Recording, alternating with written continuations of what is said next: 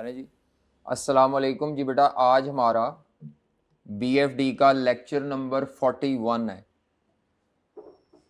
और जो हम टॉपिक पढ़ रहे हैं वो बीएफडी का सबसे इम्पॉर्टेंट कोर एरिया है, business valuation and merger acquisition. तो इस टॉपिक में बेटा हम अभी तक क्या कर चुके हैं, इस टॉपिक में हमने क्या किया है अभी तक। सबसे पहले तो हमने थोड़ी सी इंट्रोडक्टरी डिस्कशन की थी।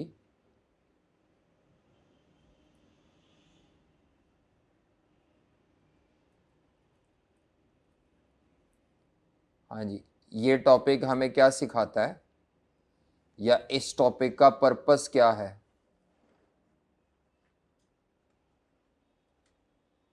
अभी हम वैसे बिजनेस वैल्यूएशन वाला पार्ट पढ़ रहे हैं इस चैप्टर का।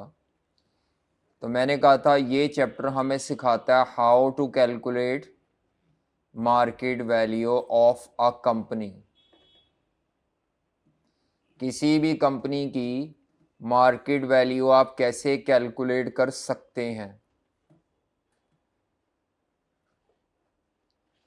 हाँ जी, किसी भी कंपनी की मार्केट वैल्यू आप कैसे कैलकुलेट कर सकते हैं।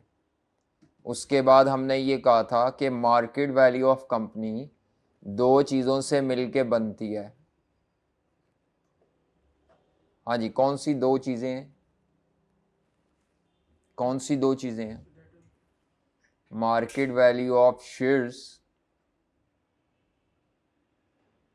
और प्लस क्या है, मार्केट वैल्यू ऑफ डेट्स। अच्छा, इसके बाद आगे हम जब चले थे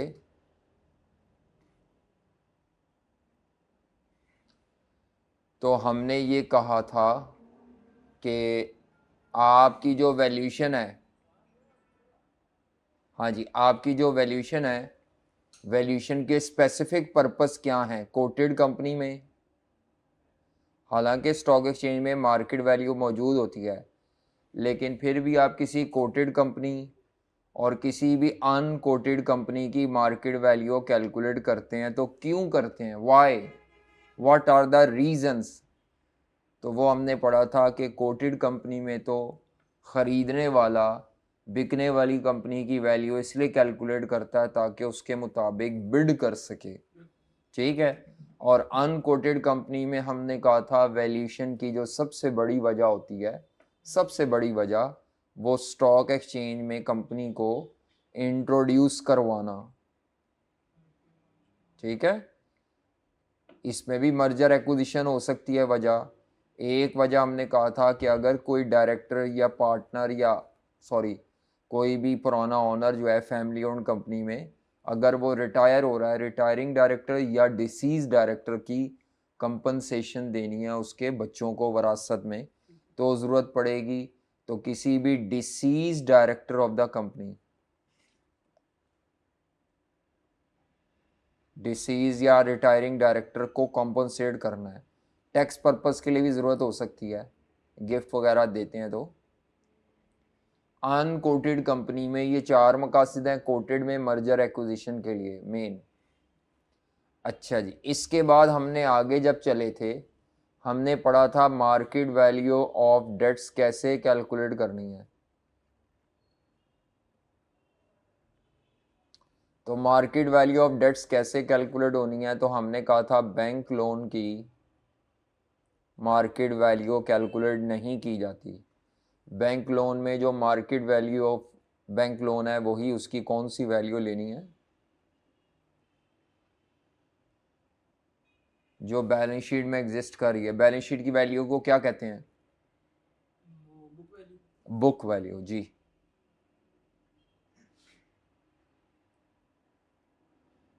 अब एक बच्चे ने आज मुझे इंडिविजुअल प्राइवेट मैसेज करके पूछा कि थ्योरी की कोई लिमिट नहीं है। तो फिर मैंने उसको डिटेल से समझाया, दो तरह की थ्योरी है। एक जो प्योर थ्योरी है मेरिट्स डीमेरिट्स वाली, उसकी तो लिमिट है, लेकिन जो कॉन्सेप्चुअल थ्योरी है ना, जो न्यूमेरिकल को पढ़ाते हुए हम डिस्कस करते हैं बातें, उसकी कोई रेंज नहीं है। मसलन वो सवाल पूछ सकता है कि बताओ बैंक लोन को मार्केट वैल्यू पे क्यों नहीं लिया जाता। अब ये कहीं पे भी आपको किताब में इसका जवाब नहीं मिलेगा, लेकिन हमने क्लास में ये डिस्कस किया है कि actually bank loan is a non traded debt, और कोई भी जो नॉन ट्रेडेड डेट होता है वो मार्केट में जब ट्रेड नहीं हो रहा तो उसकी मार्केट वैल्यू एग्जिस्ट ही नहीं करती। इसीलिए बैंक लोन की बुक वैल्यू और मार्केट वैल्यू को हम इक्वल एज्यूम करते हैं जहाँ पे भी ज़रूरत होती है। हाँ, तो ये इस तरह के जो कॉन्सेप्चुअल, या मैंने उस बच्चे को जवाब दिया कि बाज़ दफ़ा कुछ ऐसे स्टेप्स होते हैं न्यूमेरिकल को करने के लिए जिसको वो थ्योरी में पूछ लेता है, इन वर्ड्स आपको वो एक्सप्लेन करने पड़ते हैं। How capital rationing is applied, अब वो how capital rationing is applied का मतलब है उसने स्टेप्स पूछ लिए हैं, तो फिर आप उसमें बताएंगे कि भाई सबसे पहले तो कैपिटल रेशनिंग क्या होती है एक लाइन में, फिर कैपिटल रेशनिंग में सिंगल पीरियड कैपिटल रेशनिंग क्या होती है, मल्टी पीरियड कैपिटल रेशनिंग क्या होती है। सिंगल पीरियड कैपिटल रेशनिंग में जो मेथड लगता था प्रॉफिटेबिलिटी इंडेक्स था, मल्टी पीरियड कैपिटल रेशनिंग में लीनियर प्रोग्रामिंग अप्रोच होती है। तो ये आपको थोड़ा सा जो भी कैलकुलेशन का प्रोसीजर है उसको इन वर्ड्स एक्सप्लेन करना है, ठीक है। इसकी कोई लिमिट नहीं होती, मैंने बताया उनको। बाकी और आगे मैंने उन्हें कहा था जब सेशन एंड होगा तो फिर हम आपको पास्ट पेपर और इधर उधर से जो थ्योरी की लिस्ट है वो बता देंगे कि आपको क्या क्या पता होना चाहिए, ठीक है। और वो मैक्सिमम एक सफ़े की लिस्ट बनेगी, मोस्टली तो वो पास पेपर में से कवर हो जाएगी, बाकी जो नहीं कवर होगा वो बुक में से इधर उधर से मैं बता दूंगा। तो बैंक लोन की मार्केट वैल्यू के बाद अगला क्या था, इररिडीमेबल बॉन्ड्स की मार्केट वैल्यू। तो हमने कहा था इररिडीमेबल बॉन्ड्स या परपेचुअल बॉन्ड्स जो होते हैं उनकी मार्केट वैल्यू होती है, हाँ, amount of interest divided by pre tax KD। इसी तरह रिडीमेबल बॉन्ड,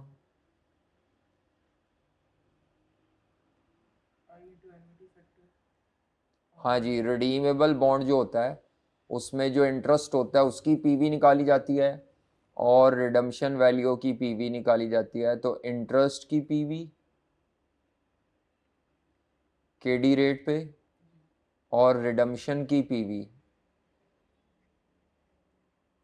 तो इसी चीज़ को मैंने कहा था हम इस तरह लिख लेते हैं, market value is equal to amount of annual interest into annuity factor, R की जगह KD लिख देते हैं, redemption value into 1 + KD minus N, ठीक है जी। रिडीमेबल के बाद अगला कौन सा था, कन्वर्टेबल। जानबूझ के रिवाइज कर रहा हूँ ताकि चीज़ें कवर अप हो जाएं, आपको पता लग जाए, दोबारा एक दफ़ा याद आ जाए, दोबारा एक मोमेंटम आप गेन कर लें जी। कन्वर्टेबल बॉन्ड, क्योंकि आज एक सवाल करवाना है उसमें सब कुछ है तो फिर आपको परेशानी हो सकती है। हाँ जी, कन्वर्टेबल बॉन्ड में मैंने कहा था सबसे पहले आपने कंपैरिजन करना है, क्योंकि इन्वेस्टर के पास ये चॉइस होती है कि या वो कंपनी से पैसे ले ले, कैश ले ले, या वो कंपनी से क्या ले ले, शेयर्स ले ले। तो कैश को बोलते हैं रिडम्पशन वैल्यू और शेयर्स की मार्केट वैल्यू को बोलते हैं कन्वर्जन वैल्यू। दोनों में से क्या लिया जाता है, कंपैरिजन करके इन्वेस्टर दोनों में से हायर ऑफ सेलेक्ट करता है। उसके बाद आगे फॉर्मूला सारा वही है जो आपने ऊपर ये वाला फॉर्मूला पढ़ा है, I is equal to market value is equal to amount of interest 1 - 1 + RKD redemption value -N, ठीक है जी। तो ये कन्वर्टेबल था, ज़ीरो कूपन में सिर्फ यही फैक्टर आता है, ये रिडम्पशन वैल्यू प्लस KD। तो ये मार्केट वैल्यू ऑफ डेट्स हो गई थी। इसके बाद हमने पढ़ा था मार्केट वैल्यू ऑफ शेयर्स कैसे कैलकुलेट करते हैं। क्या पढ़ा था, मार्केट वैल्यू ऑफ शेयर्स कैसे कैलकुलेट करते हैं। तो बेटा market value of shares calculate करने के लिए जो हमने सबसे पहला मेथड पढ़ा था वो था डिविडेंड वैल्यूशन मॉडल्स। तो डिविडेंड वैल्यूशन मॉडल में पहला था नो ग्रोथ का तरीका। तो उसमें हमारी मार्केट वैल्यू का फॉर्मूला था dividend divided by KE। D का मतलब यहाँ पे ऑर्डिनरी डिविडेंड पर शेयर है और केई से मुराद कॉस्ट ऑफ इक्विटी या शेयर होल्डर का रिक्वायर्ड रेट ऑफ रिटर्न है अंडर कैपम, या कैपम से निकाल लो केई, या हमने कहा था एपीटी से निकाल लो। ज़्यादातर वैसे कैपम से ही निकालते हैं। डी से क्या मुराद है? Ordinary dividend per share. अच्छा जी, इसके बाद हम आते हैं, तो फिर हमने पढ़ा था एक, हाँ डी से मुराद अमाउंट ऑफ डिविडेंड है, रेट नहीं, अमाउंट रुपीस में। हाँ जी, डी था amount of dividend, dividend per share rupees में, टोटल भी ले सकते हैं। अच्छा, dividend model with growth, with constant growth वाला, विद कांस्टेंट ग्रोथ जब हमने किया था तो इसका फॉर्मूला हमने पढ़ा था, market value is equal to D1 divided by KE minus G। ये फॉर्मूला था, ऐसे ही था। अब इसमें जो D1 होता है ये क्या था जनाब, हमने क्या बताया था? D1 होता है डिविडेंड आफ्टर 1 ईयर। ठीक है, डिविडेंड आफ्टर 1 ईयर, ये कैसे आएगा? जो रीसेंट डिविडेंड है उसको इनटू क्या कर दें, 1 प्लस G। D0 का मतलब है रीसेंट ईयर का डिविडेंड। रीसेंट डिविडेंड चाहे अनाउंस्ड है चाहे अनाउंस्ड एंड पेड है।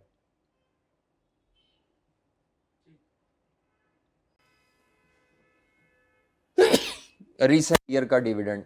अच्छा जी, जी हमने कहा था डिविडेंड का ग्रोथ रेट है। अब ये ग्रोथ रेट निकालने का तरीका क्या है? या तो डिविडेंड की हिस्ट्री से निकालें, हाँ जी, recent dividend divided by oldest dividend -1। दूसरा जी निकालने का तरीका था Gordon's growth, B multiplied by RE। हाँ जी, यहाँ ये जो RE होता है इसमें कैपम वाला KE भी लिख सकते हैं। ठीक है, वैसे इसमें रिटर्न ऑन इक्विटी आना होता है, प्रॉफिट का कोई भी शेयर होल्डर का रेट ऑफ रिटर्न।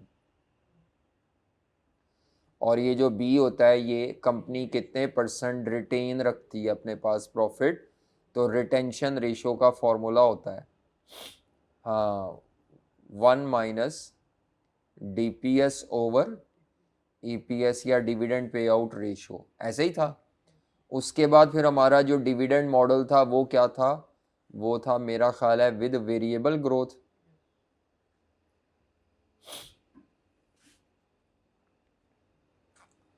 तो dividend model with variable growth के 2 स्टेप्स थे। सबसे पहली बात है, ये लोगों को पहचान नहीं होती कि विद वेरिएबल ग्रोथ वाले का पता कैसे चलेगा। जब भी आपको ग्रोथ रेट चेंज कर दे या अमाउंट ऑफ डिविडेंड चेंज कर दे या ग्रोथ रेट चेंज कर दे, कभी एक दफ़ा भी चेंज कर दिया क्वेश्चन में, तो समझ लो वो वेरिएबल ग्रोथ है। कुछ सालों के लिए कोई ग्रोथ रेट है, बाद वाले सालों में कोई ग्रोथ रेट है, तो ये वेरिएबल ग्रोथ का है। तो हमने कहा था इसमें स्टेप नंबर 1 होता है, क्या करना है? फ्यूचर डिविडेंड्स निकालें, और स्टेप 2 में क्या करें? ये जो फ्यूचर डिविडेंड्स हैं इनकी पीवी निकाल लें। और किस रेट पे निकाल लेंगे? Share holders required rate of return. Dividend model के बाद जो अगला तरीका हमने किया था वो था नेट एसेट्स वैल्यूशन, शायद नेट एसेट्स वैल्यूशन मेथड।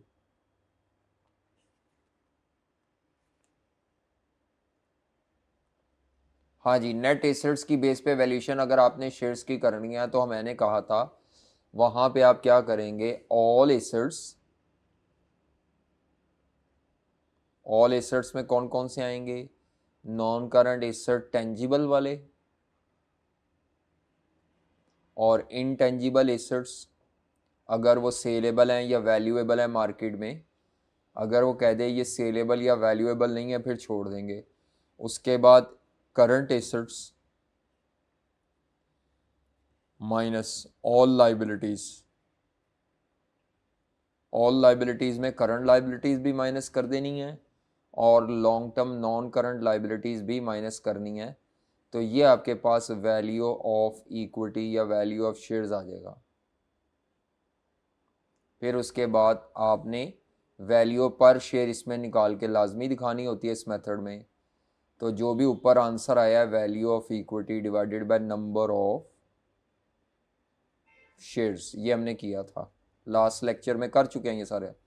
हमने कहा था ये जो एसेट्स हैं इसकी 3 वैल्यू ले सकते हैं। एसेट की कौन सी वैल्यू ले सकते हैं? 3 वैल्यू जो बताएगा।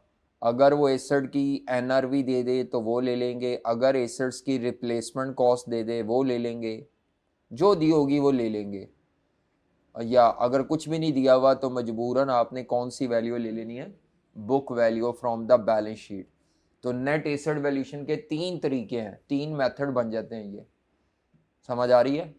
अगर तीनों दे दे तो फिर उसने क्वेश्चन में पर्पस बताया होगा रिक्वायरमेंट में कि आपने वैल्यूएशन लिक्विडेशन बेसिस पे करनी है या गोइंग कंसर्न बेसिस पे करनी है। ठीक है, चलें।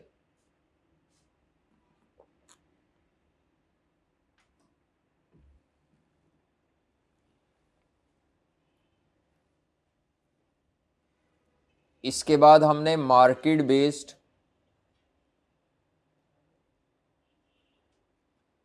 या इनकम बेस्ड मेथड्स किए थे। मार्केट बेस्ड मेथड्स भी कहते हैं इनको, इनकम बेस्ड मेथड्स भी कहते हैं।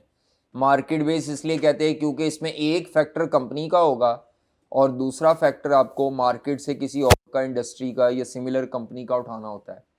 तो मार्केट बेस्ड मेथड में जो हमारे पास सबसे फेमस मेथड है वो एक ही था, पीई रेशियो मेथड।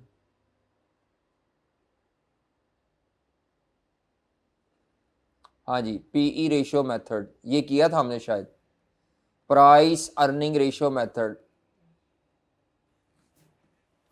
कौन सा मेथड है? Price earning ratio method. हमने कहा था प्राइस अर्निंग रेशियो ये बताती है कि इन्वेस्टर को आपकी कंपनी कोई अर्निंग देखते हुए उस पर कितना एतमाद है और वो अर्निंग के मुकाबले में मार्केट में आपका शेयर कितनी प्राइस पर ख़रीदने के लिए तैयार है। In order to consider your, after considering your earning, so how much price investor would be willing to pay to acquire your shares। तो जितनी ये ज़्यादा होगी उतना इन्वेस्टर का कॉन्फिडेंस आपकी कंपनी की अर्निंग पे ज़्यादा होगा। तो हमने कहा था इसकी परफॉर्मेंस की ये रेशो बनती है, पीई रेशो टाइम्स में होती है। इसका फॉर्मूला होता है मार्केट प्राइस या market value per share, market price of share divided by earning per share. लेकिन हमने इस फॉर्मूले को मार्केट प्राइस के लिए इस्तेमाल करना है। तो अगर आपको मार्केट प्राइस निकालनी हो तो मैंने कहा था ये फॉर्मूला रीअरेंज होगा। हम ये फॉर्मूला इस्तेमाल क्या करेंगे? मार्केट प्राइस या market value per share is equal to earning per share of target company जिसकी आप वैल्यू निकालना चाह रहे हैं, इनटू सूटेबल पी रेशो।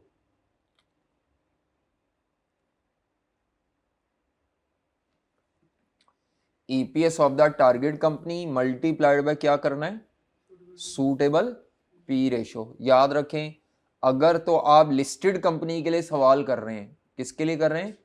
तो फिर आपने ये सूटेबल पी रेशो में इंडस्ट्री की एवरेज पी रेशो पुट कर देनी है।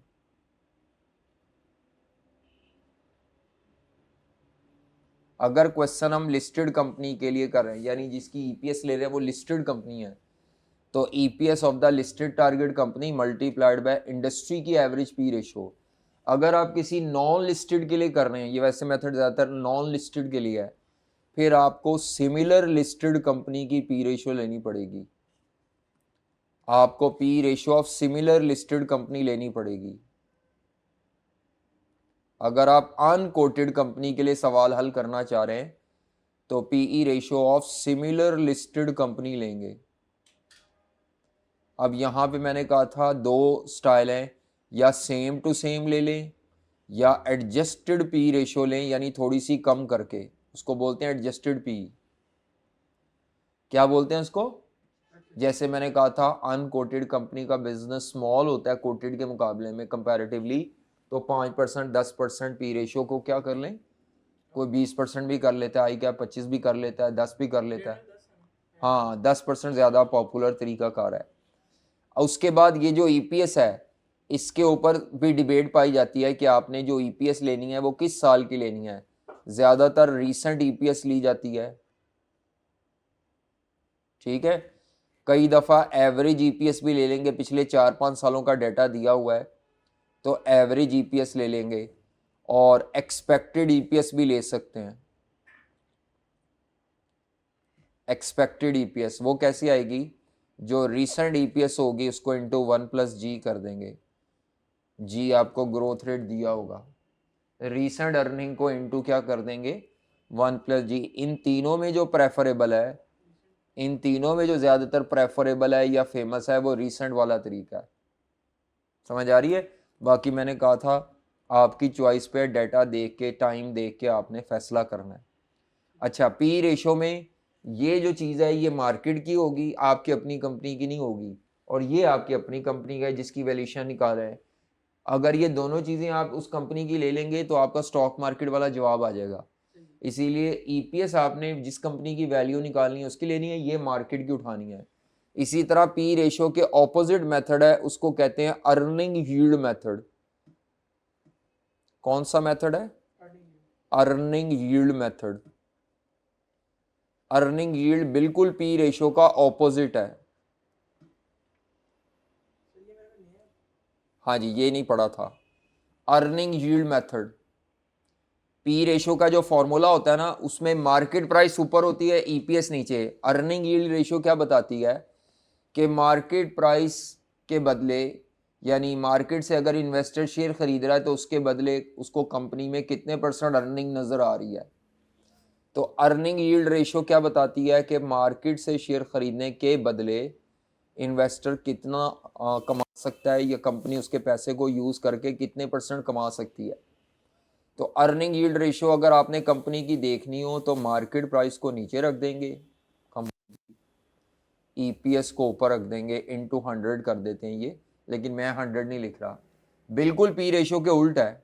P ratio market price over EPS है, ये पी रेशियो का रेसिप्रोकल है। पी रेशियो का क्या है, ये बिल्कुल ऑपोजिट है। अब आपको अर्निंग यील्ड रेशियो दियो क्वेश्चन में और ईपीएस दियो तो आप फॉर्मूला रीअरेंज करेंगे, रीअरेंज करके फॉर्मूला क्या बनेगा, market price is equal to EPS of target company. Earning yield इधर आकर डिवाइड हो जाएगा, सूटेबल अर्निंग यील्ड।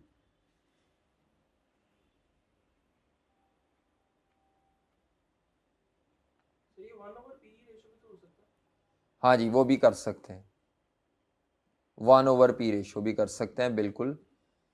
ज़्यादातर वैसे इसकी ये शक्ल इस्तेमाल होती है, मार्केट प्राइस आपने जिस कंपनी की निकालनी है, EPS of target company into 1/, suitable earning yield.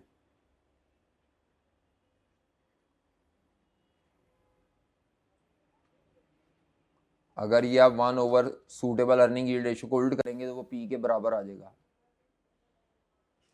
उसको अपोजिट करेंगे तो वो बन जाएगा, ठीक है। ये शक्ल ज़्यादातर इस्तेमाल होती है, वही है, कोई नहीं, जो उसके नीचे था वो मैंने अलहदा कर दिया है। और पता लग रहा है क्या कर रहा हूँ जी।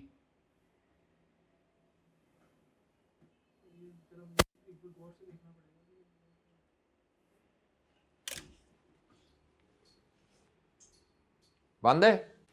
अच्छा देखिए, मैं ये बता रहा था कि जो अर्निंग यील्ड मेथड है ये पी रेशियो का ऑपोजिट है। तो बेटा पीई रेशियो जो थी उसका फॉर्मूला था मार्केट प्राइस ओवर ईपीएस, तो ये इसका हमने ऑपोजिट कर दिया, ईपीएस ओवर मार्केट प्राइस। लेकिन हमें अर्निंग यील्ड नहीं निकालनी, अर्निंग यील्ड दी होगी, ईपीएस दी होगी, ये फाइंड करना है, तो आप इसको उधर ले जाएं और इसको नीचे ले आएं, ठीक है। तो फिर फॉर्मूला क्या बनेगा, market price is equal to EPS divided by earning yield. और मैंने ये अर्निंग यील्ड को ज़रा नीचे रखने की बजाय अलहदा रख दिया क्योंकि ये इंडस्ट्री की लेंगे। अब ये सूटेबल अर्निंग यील्ड किसकी लेंगे, या इंडस्ट्री की एवरेज दी होगी, एवरेज अर्निंग यील्ड दी होगी, या आपको सिमिलर लिस्टेड कंपनी की अर्निंग यील्ड दी होगी। नॉन लिस्टेड कंपनी की होती नहीं अर्निंग यील्ड, ना पी रेशो होती है ना अर्निंग यील्ड होती है। अर्निंग यील्ड बताती क्या है कि मार्केट प्राइस के मुकाबले में कंपनी कितने परसेंट अर्न कर रही है, इन्वेस्टर से लिए हुए पैसे को यूज करके कितने परसेंट अर्न कर रही है।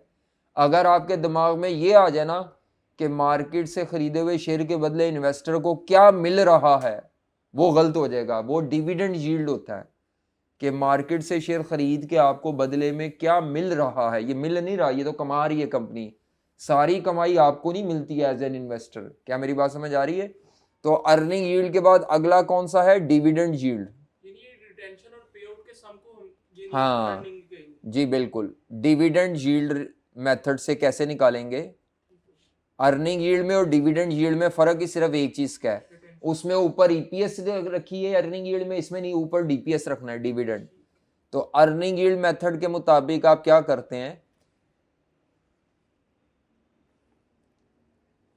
तो डिविडेंड यील्ड रेशियो कैसे निकाली जाती है, बल्कि डिविडेंड यील्ड रेशियो एक बहुत इंपॉर्टेंट मैयर है।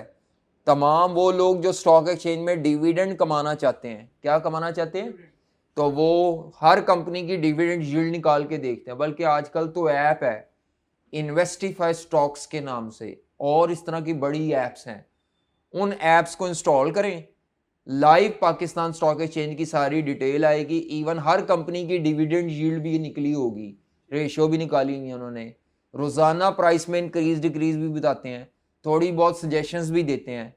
आप अपना पोर्टफोलियो क्रिएट कर सकते हैं उसमें बगैर पैसे लगाए।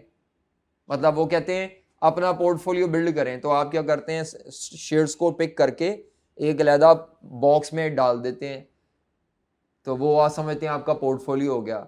फिर उसकी प्राइसेस की फ्लक्चुएशन से वो आपको रोजाना बताता है कि आपके क्रिएटेड पोर्टफोलियो में क्या फायदा हुआ, क्या नुकसान हुआ। तो ये ट्रेनिंग के लिए इस्तेमाल होती है ऐप इन्वेस्टिफाई स्टॉक्स, तो वो अच्छी ऐप है और वो directly link with the Pakistan stock exchange है, रोज आपको वो इंफॉर्मेशन देती है। अच्छा, नॉर्मली कहा जाता है जिन कंपनीज की डिविडेंड यील्ड डबल डिजिट में है, 12%, 15%, 18%, 20%, वो कंपनी ऐसी है जिनसे आपको डिविडेंड अच्छा मिलता है।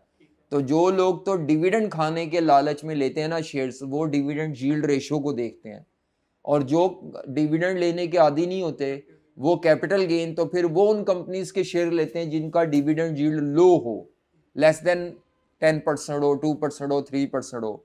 क्योंकि जिस कंपनी का डिविडेंड यील्ड ज्यादा उसका कैपिटल गेन प्राइसेस में इजाफा इतना स्पीड से नहीं होगा। हाँ बिल्कुल।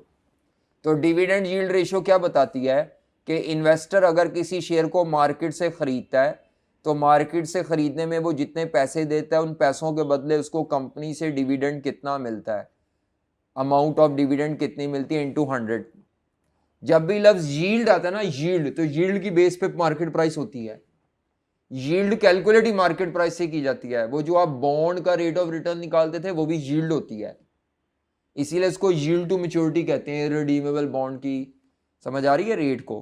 तो डिविडेंड यील्ड क्या बताती है, ये तो वैसे शेयर की होती है कि मार्केट से जो शेयर इन्वेस्टर खरीद रहा है उसके बदले उसको जो डिविडेंड कैश में मिल रहा है वो कितने परसेंट है मार्केट प्राइस का। तो अगर एक शेयर मुझे 200 रुपए का मिल रहा है और उस पर मुझे 20 रुपए डिविडेंड मिल रहा है, इसका मतलब है यील्ड है 10%।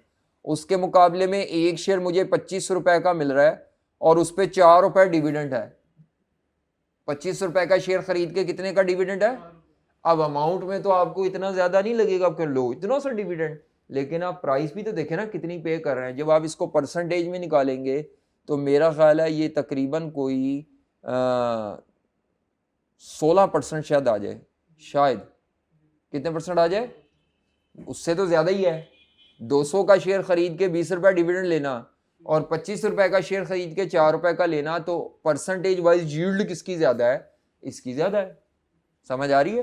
तो डिविडेंड यील्ड रेशो क्या बताती है कि इन्वेस्टर शेयर मार्केट से जिस प्राइस पे भी खरीद रहा है, उस मिलना डिविडेंड उसको मार्केट प्राइस पे नहीं है, मिलना तो पार वैल्यू के हिसाब से या प्रॉफिट के हिसाब से, लेकिन वो ये देखता है कि मुझे पैसे देने कितने पड़ रहे और मेरे रिकवर कितने हो रहे हैं।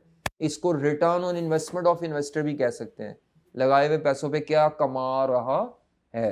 अब आपने परफॉर्मेंस तो नहीं चेक करनी, आपने तो क्या निकालनी है, मार्केट वैल्यू। तो इसी फॉर्मूले को अगर मैं रीअरेंज करूं, तो मार्केट प्राइस अगर आपने किसी भी कंपनी की निकालनी हो, तो आपने उस टारगेट कंपनी का डिविडेंड लेना है, डिविडेंड पर शेयर,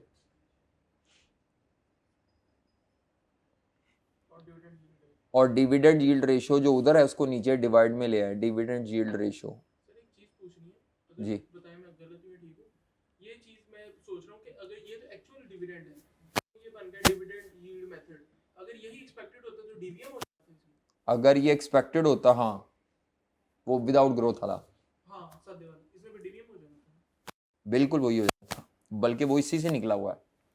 तो market price is equal to क्या है, dividend of the target company divided by dividend yield ratio. अब ये डिविडेंड यील्ड, इसको मैं इस शक्ल में लिखता हूं ज्यादातर, market price is equal to dividend of target company जिसकी वैल्यू आप निकालना चाह रहे हैं, multiplied by 1 over dividend suitable dividend yield ratio. ये फैक्टर हमारी टारगेट कंपनी का होगा जिसकी वैल्यू निकाल रहे हैं। सारों में एक ही बात कॉमन आ रही है, एक फैक्टर कंपनी का लेना है, दूसरा फैक्टर किसका लेना है, ये जो सूटेबल वाला, ये मार्केट से उठाना है, तभी तो इनका नाम मार्केट बेस्ड मेथड है। लेकिन ये इतने फेमस नहीं है, ये इतने फेमस नहीं है मेथड्स। ठीक है जी, बात समझ आ रही है। उसके बाद चौथा जो मेथड है, जैसे डिविडेंड का ग्रोथ मॉडल होता है ना, इसी तरह अर्निंग ग्रोथ मॉडल है।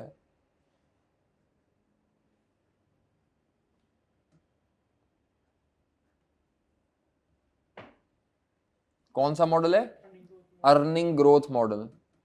तो जैसे डिविडेंड का ग्रोथ मॉडल है, वैसे ही अर्निंग ग्रोथ मॉडल है, उसका फॉर्मूला होता है E1 divided by RE minus G। वो जहां D1 होता था, D1 की जगह क्या रख देना है, E1। समझ आ रही है। E1 से क्या मुराद है, expected earning after 1 year, earning मतलब earning per share, expected EPS after 1 year. और ये कैसी आएगी, रीसेंट EPS को इंटू 1 प्लस जी कर दे। यहां पे जी से मुराद अर्निंग का ग्रोथ रेट है, डिविडेंड का ग्रोथ नहीं। अर्निंग कहते हैं प्रॉफिट को, अर्निंग पर शेयर मुराद प्रॉफिट है, अर्निंग का ग्रोथ रेट। तो बेटा ये भी एक मेथड है, डिविडेंड की बजाय अर्निंग ग्रोथ मॉडल। ये बिल्कुल वही है जैसे D1 ओवर KE माइनस जी नहीं करते हम, बिल्कुल वैसे ही RE माइनस जी। अब ये जो RE है, इसमें वही कॉस्ट ऑफ इक्विटी ले लेनी है आपने। वो अर्निंग होती है, ये पैट ओवर नंबर, हाँ जी, पैट। PAT over number. असल में तो EPS का जो पूरा फॉर्मूला है जो हमारे सब्जेक्ट में चलता है, वो होता है PAT of company minus preference dividend अगर गिवन हो, divided by number of shares. Mostly जब EPS वो निकलवाएगा आपको, वो प्रेफरेंस डिविडेंड नहीं देगा।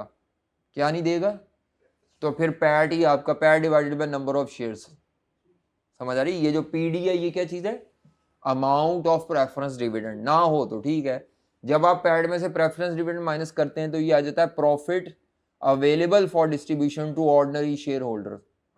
ठीक है, तो मैं इस तरह लिख देता हूँ, PAT minus preference dividend divided by number of ordinary share, ये EPS का फॉर्मूला है। और इसकी अब हमने फिर ग्रोथ वो निकालना है, वो हम माजी का डाटा दिया होगा उससे हिस्टोरिकल।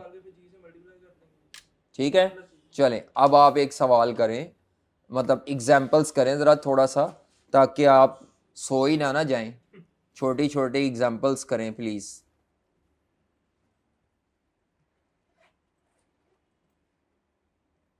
छोटी छोटी एग्जाम्पल करें।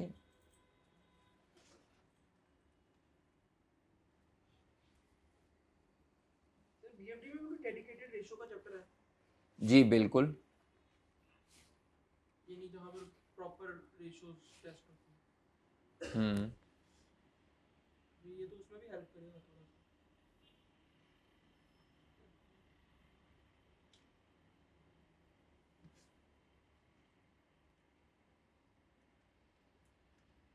जी जनाब, ये एग्जाम्पल करें अब आप। लास्ट टाइम हमने जो एग्जाम्पल की थी वो किस नंबरिंग तक की थी, मैं ज़रा देख लूँ। मेरा ख्याल है एग्जाम्पल नंबर थी हमारी 10 तक। बिल्कुल। 10 तक थी, अब ये फिर 11 हो जाएगी।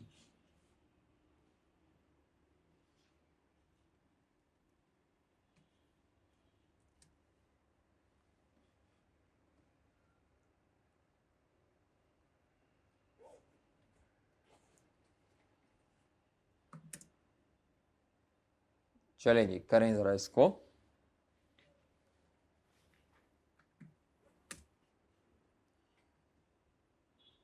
हाँ जी, सॉल्व करें।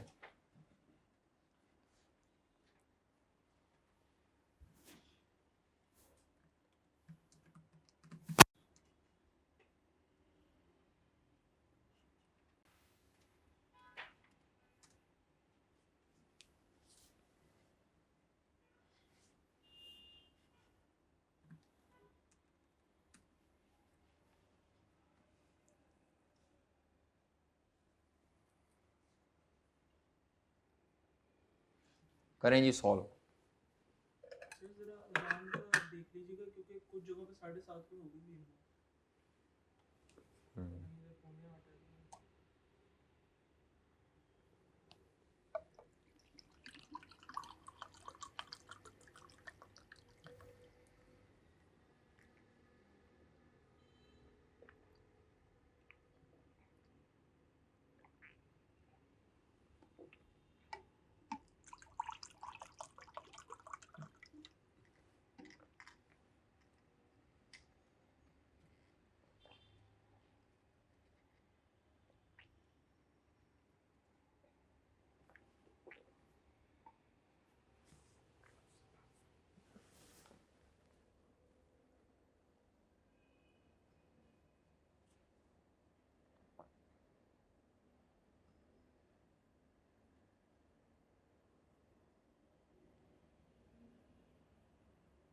यहाँ पे लिखा हुआ है लास्ट ईयर। लास्ट ईयर का मतलब है रीसेंट ईयर एंड जो अभी हुआ है इस दफ़ा, ये मुराद होता है। लास्ट ईयर का मतलब होता है कि जो साल गुजर चुका है और अभी आप साल के एंड पे खड़े हैं, इसका मतलब ये होता है। लास्ट ईयर का मतलब ये नहीं है कि बहुत उससे भी पिछला साल। लास्ट ईयर से मुराद होता है रीसेंट ईयर एंड। मैंने इसमें ग्रोथ रेट निकाल के किया, पता वो नहीं ठीक है, वो भी सही है। मेरा तो 1.46 है। हाँ जी, बस हो गया। देखें जी क्या कहता है वो।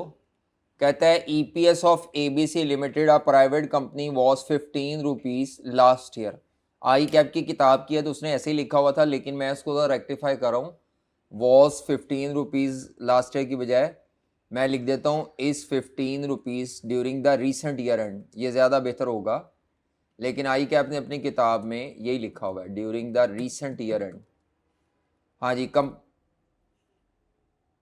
हाँ during recent year and company की ईपीएस जो है वो 15 रुपये है। नेक्स्ट ईयर वो बढ़ के 18 हो जाएगी। अर्निंग एक साल बाद की दी हुई है, ठीक है।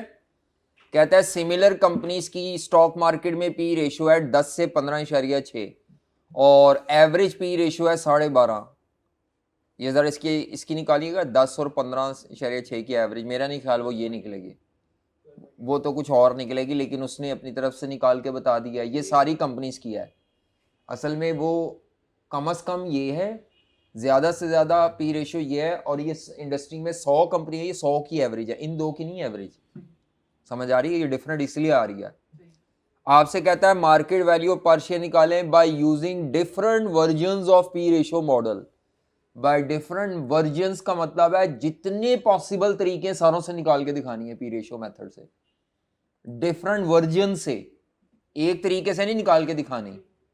तो अब जो सबसे फेमस तरीका है वो ये है कि market value per share is equal to EPS even है। Recent EPS of ABC limited और ये प्राइवेट कंपनी है, तो इसमें आपने क्या करना है, पीई रेशो ले लेनी है, सूटेबल पी रेशो।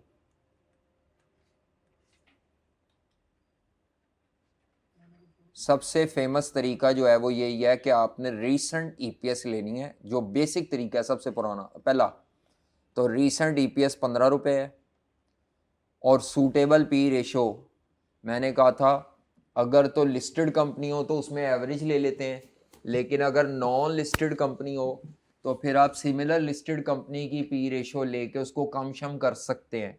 यहाँ तो पहले ही कम करके दी हुई है, 15.6 की बजाय मैं 10 ले लूँ 10 टाइम्स, तो ये एक आंसर आ जाएगा। ठीक है, एक ये जवाब आ गया। अभी ये फाइनल जवाब नहीं है, ये तो एक तरीका है, सारे तरीकों से निकालने को कहा है उसने। अगर किसी ने 100, वैसे उसने यहाँ पे डिफरेंट वर्जन्स का है, तो अब आप एक तरीके से निकालोगे नंबर कटेंगे। अब आपको डिफरेंट वैल्यूएशन करनी है। एक तरीका ये हो गया, दूसरा तरीका क्या हो गया, फॉर्मूला वही चल रहा है, रीसेंट ईपीएस की बजाय क्या ले लूंगा, एक्सपेक्टेड ईपीएस, या बल्कि 15 रुपये इंटू ये ले लेते हैं 15.6, एक आंसर ये निकल आएगा। फिर उसके बाद एक्सपेक्टेड ईपीएस की बेस पे market value per share, expected EPS एक साल बाद की जो है, इनटू सूटेबल पी रेशो। 15 की जगह 18 इंटू 10 और 18 इंटू 15.6, 180 रुपये। और ये क्या आता है, सॉरी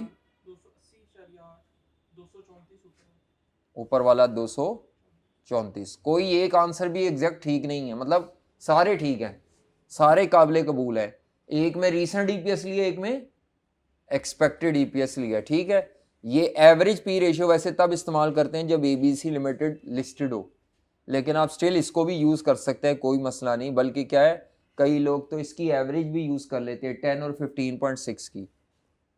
एक ओवरऑल इंडस्ट्री की एवरेज है और ये एक मैक्सिमम और मिनिमम की एवरेज है। तो मार्केट वैल्यू पर शेयर निकालने के लिए क्या तरीका है जी, recent EPS into average P ratio of the industry. Average P ratio, recent EPS थी 15 इंटू एवरेज पी रेशियो थी 12.5 तमाम कंपनीज की जी, 187.5। एक तरीका ये भी हो सकता है कि आप एक्सपेक्टेड ईपीएस लेकर उसको इससे तरफ दे दे 12.5। क्या कहते हो, 220। एक और तरीका ये हो सकता है कि इन दोनों की एवरेज निकाल लें, 10 और 15.5 की, 15.6 की। तो यार जैसे मर्जी करो, लेकिन उसके पीछे कोई ना कोई आर्ग्यूमेंट होगा। अच्छा 10 से क्यों किया मैंने पहले, अगर मैंने एक तरीका अप्लाई करना होता ना तो मैं ये वाला करता, 15 इंटू 10 क्यों करता, क्योंकि वो खुद एक प्राइवेट कंपनी है और प्राइवेट कंपनी की पी रेशो नॉन कोटेड की लिस्टेड से कम होती है, तो वो पहले ही ये कम वैल्यू मैंने उठा ली। समझ आ रही है, वो जो हमने 10% कम करना था, ये करना था, वो करना था, वो नहीं किया। अभी वो भी तरीका हो सकता है, नहीं बात समझ आ रही। तो ये सारे मेथड इसमें अप्लाई हो सकते थे। अच्छा मैंने जो सोल्यूशन किया हुआ है, अगर देखूं ज़रा मैंने कौन कौन से मेथड से किया हुआ है जी, एक्सपेक्टेड ईपीएस और इनटू क्या किया हुआ है, एवरेज, एक हो गया। उसके बाद क्या है, एक्सपेक्टेड ईपीएस इनटू 10 टाइम्स। ठीक है, फिर उसके बाद अच्छा मैंने कम करके भी किया हुआ है, एक्सपेक्टेड ईपीएस इनटू 10 का 90%। उसके बाद फिर सारी रीसेंट से की हुई हैं। अच्छा बाकी अभी और भी हैं, रीसेंट से भी किया हुआ है, 10 को भी कम किया है, वो जो 10 का 90%। तो ये देख लें, अब आप जितने भी तरीके किए हैं कोई फिक्स नहीं है, आप और भी तरीके कर सकते हैं, वो लिखी गए हैं और करी गए हैं। ठीक है, करें जी, ये वाला करें 9.8। फॉर्मूला ही गलत लगा दिया था। चलें जी, ये एग्जाम्पल करें ज़रा, ऐसे नहीं ना करना जवानों, सही करना है।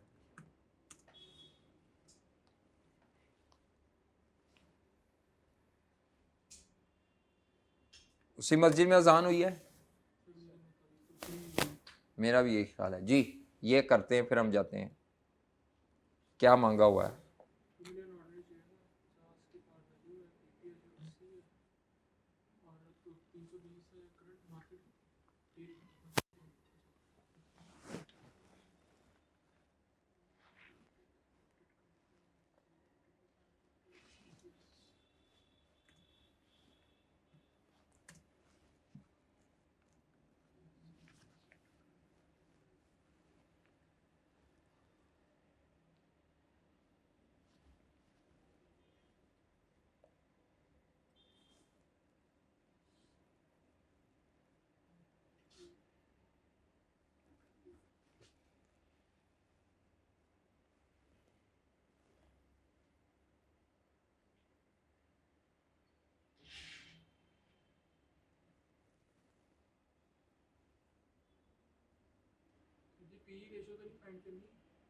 नहीं, क्या मांगा हुआ है?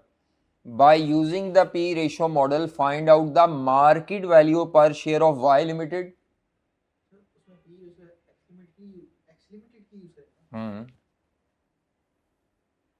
वो आपकी वैसे चॉइस भी है, लेकिन जो सवाल की फील आ रही है ना, एक्स की तो वैल्यू नहीं निकालनी, वाई, एक्स कंपनी वाई को भी खरीदना चाह रही है और जेड को भी, तो वाई की और जेड की ईपीएस लेंगे, लेकिन पी रेशो वाई और जी की नहीं लेंगे, वो एक्स की ले लेंगे आप। बस सिंपल ये होगा। जी के लिए वैसे आप वाई की भी ले सकते हैं, लेकिन हम सिमिलर लिस्टेड कंपनी में एक्वायरिंग की ले लेते हैं एक्स की। थोड़ा कम करके भी ले सकते हैं, लेकिन आप बेसिक फार्मूला लगाएं अभी फिलहाल। बेसिक फार्मूला क्या है? Current EPS into suitable P ratio of similar listed company.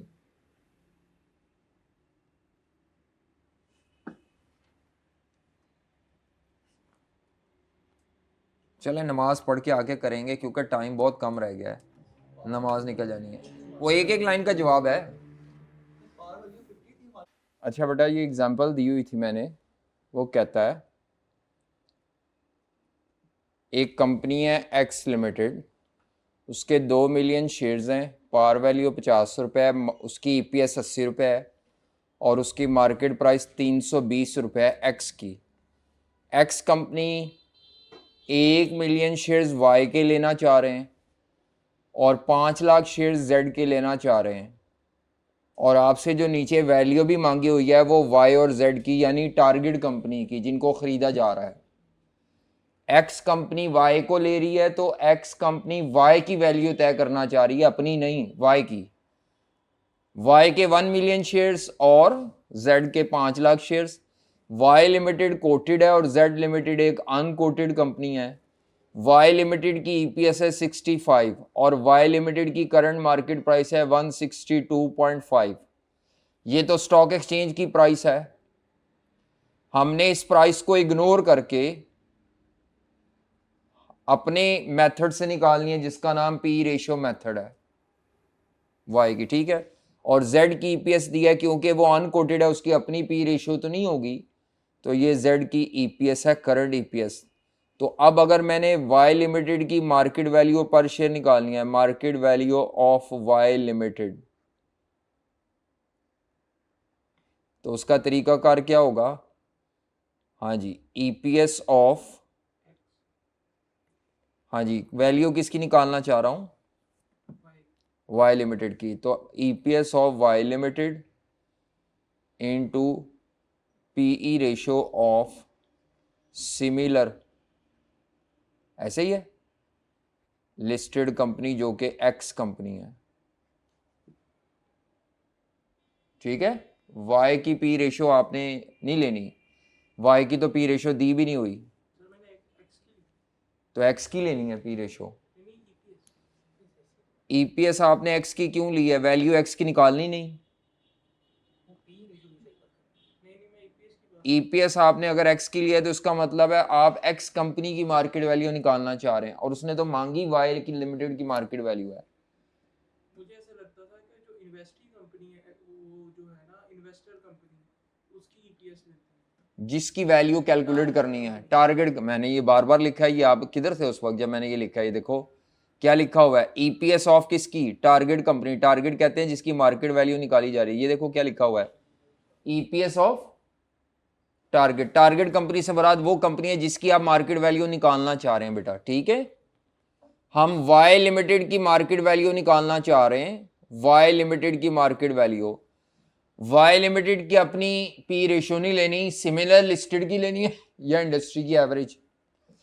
तो सिमिलर लिस्टेड कंपनी एक्स है जी, वाई की ईपीएस कितनी है वाई की ईपीएस है 65 रुपीज पर शेयर, और एक्स लिमिटेड की पी रेशियो नहीं दी हुई तो वो निकाल लो, कोई मसला नहीं। यहां नोट वर्किंग करके एक्स लिमिटेड की पी रेशियो कैसे आएगी,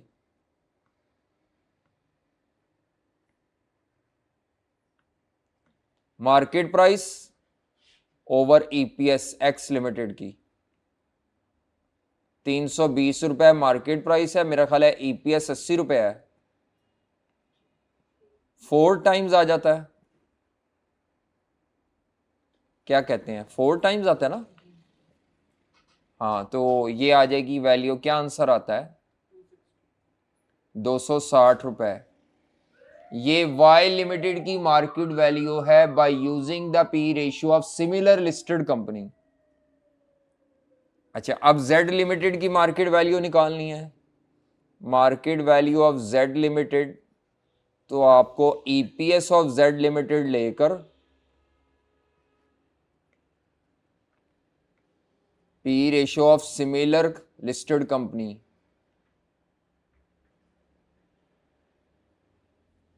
यानी फिर एक्स कंपनी की पी रेशियो ले लें, तो जेड की ईपीएस कितनी थी 45 रुपए इंटू 4 टाइम्स जी 180। अगर आपसे कहा जाए कि इसमें क्या खामी है, इस मेथड से जो आपने वैल्यूएशन की है इसमें क्या खामी है, तो हमने लिस्टेड कंपनी की पी रेशियो को पूरा का पूरा ले लिया है नॉन लिस्टेड की वैल्यू के लिए। इसमें ये खामी है, वो खामी का इंग्लिश फिक्रा एक आप लिखेंगे और उसके बाद आप इसको कम करके भी ले सकते हैं 10%, वो ठीक है। क्यों, जेड लिमिटेड एक नॉन लिस्टेड कंपनी है, नॉन लिस्टेड कंपनी के लिए किसी लिस्टेड कंपनी की पी रेशियो को सेम टू सेम यूज करना आपके लिए बारे में नहीं है, लॉजिकल नहीं है, ठीक है। बात समझ आ रही है आपको कि नहीं, नहीं समझ आ रही, चले। अच्छा जी, अभी एक लॉन्ग कॉम्प्रिहेंसिव क्वेश्चन करना है, ये कॉम्प्रिहेंसिव क्वेश्चन करना है तो इसको जरा पढ़ें।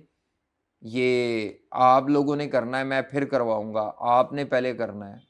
आ जाएं जनाब, इसको ज़रा फ़िलहाल अभी रोक दें, ये जवान करेंगे फिर हम आते हैं जी।